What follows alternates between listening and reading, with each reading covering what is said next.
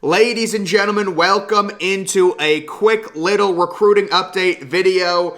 We've got the nation's #1 overall prospect trending towards Georgia. Well, he just had his first official visit there, multi-day official visit, and it was said to be very businesslike. Apparently, he spent a few hours with the superstar tight end Brock Bowers, as well as having a little one-on-one session with Kirby Smart. So not surprising at all. They rolled out the red carpet for the #1 overall prospect.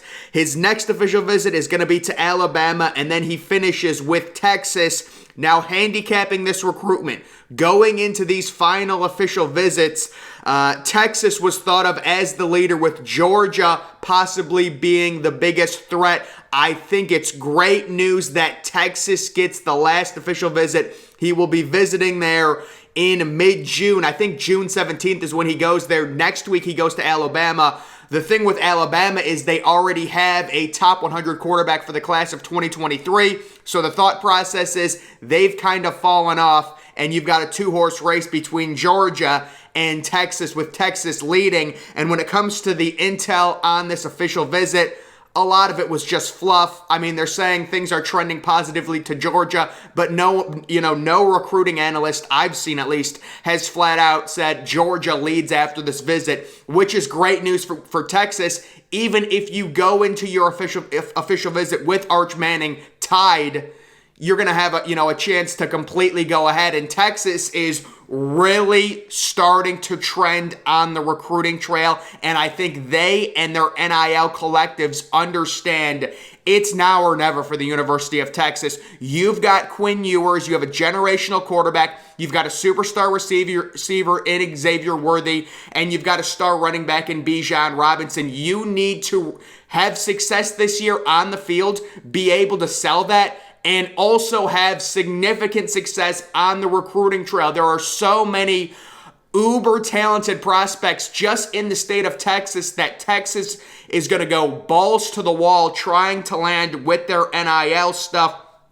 Arch Manning is one of them. Right now, if I had to give you a prediction, I would say Arch Manning will be going to Texas, which is a little interesting, but the reason I think Arch will choose Texas is mainly due to the QB development that Steve Sarkisian in Texas will, talk about, the overall talent they can surround him with. With Georgia, it feels like, it's like, when was the last time Georgia really had a superstar quarterback prospect in the NFL? I mean, they have Matt Stafford, but that was a long, long time ago. And the whole thing with Justin Fields, where they choose Jake Fromm over him, and now you've got Stetson Bennett, and that's great. He won a national title last year, but Stetson Bennett is not going to help you recruit five-star quarterbacks because he's probably not even going to get drafted in the NFL. So Steve Sarkisian, the University of Texas, their NIL collective, they're selling Arch Manning on the idea that Steve Sarkisian's a quarterback guru, that Quinn Ewers is going to be a top 10 pick. You look at his success, developing QBs at Alabama. That's what they're selling Manning on right now.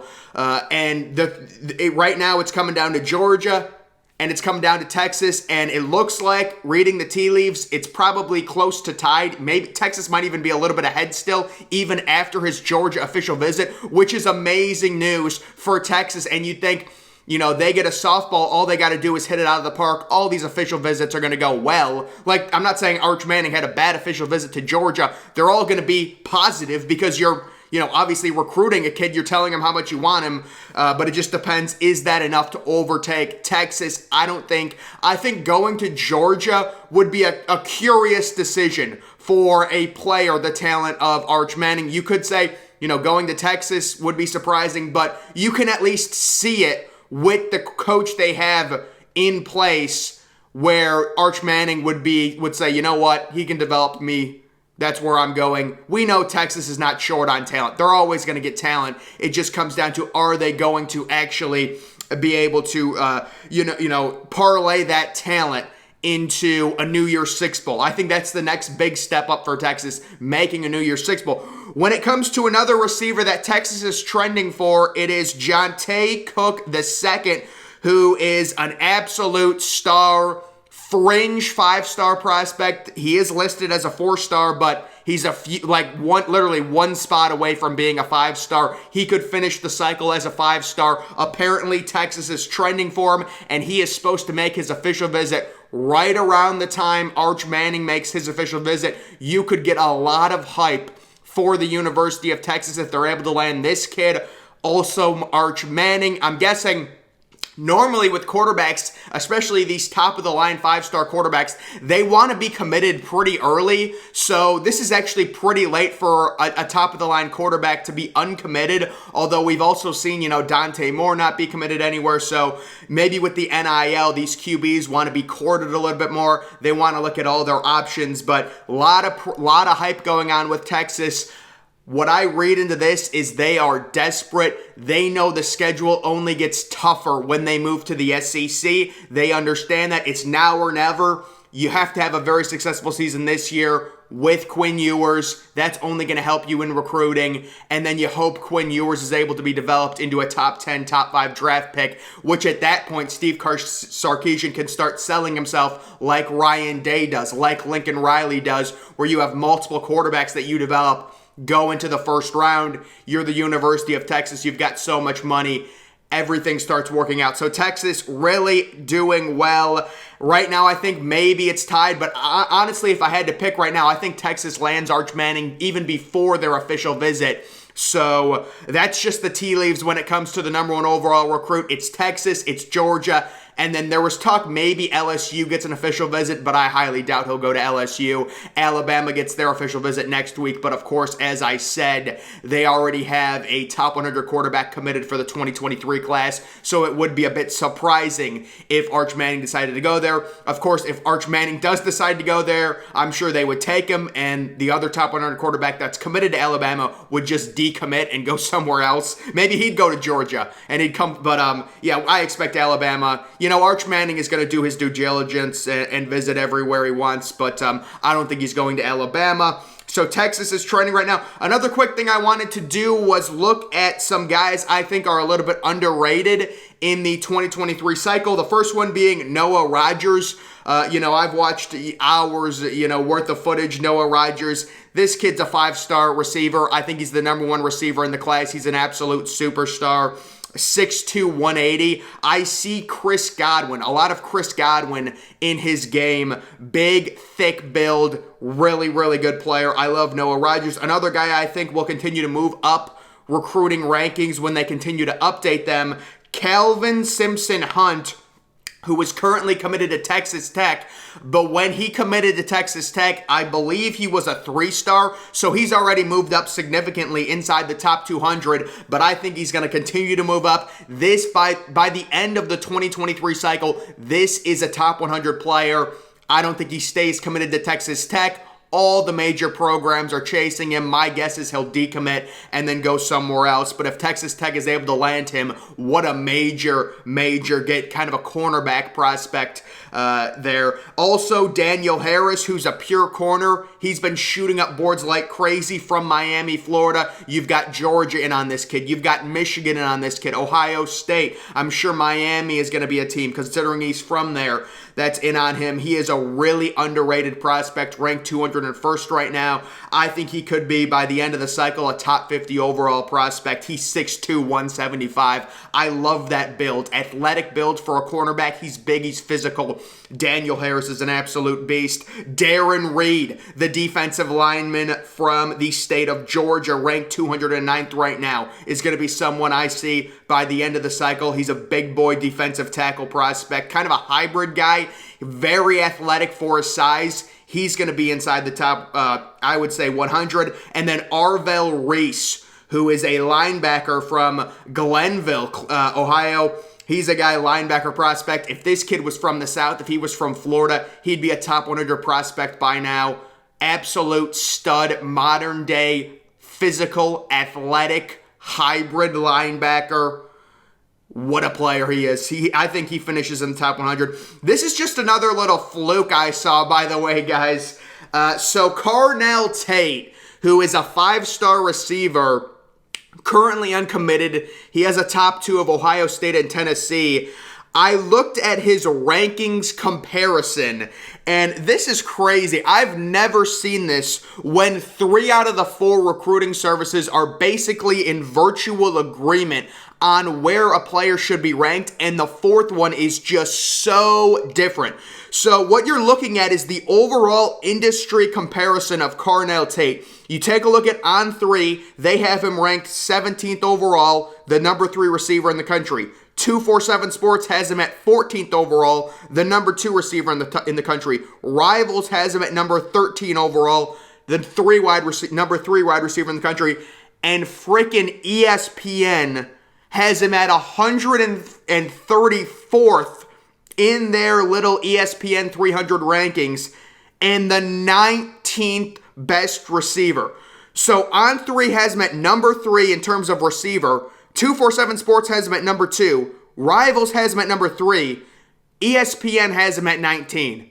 There's just a really crazy, I don't know why ESPN is so down on him, but what a crazy thing. Another thing I saw here, Samuel Mapemba, who's a crazy hybrid athlete, somehow On3 has him outside of their top 100.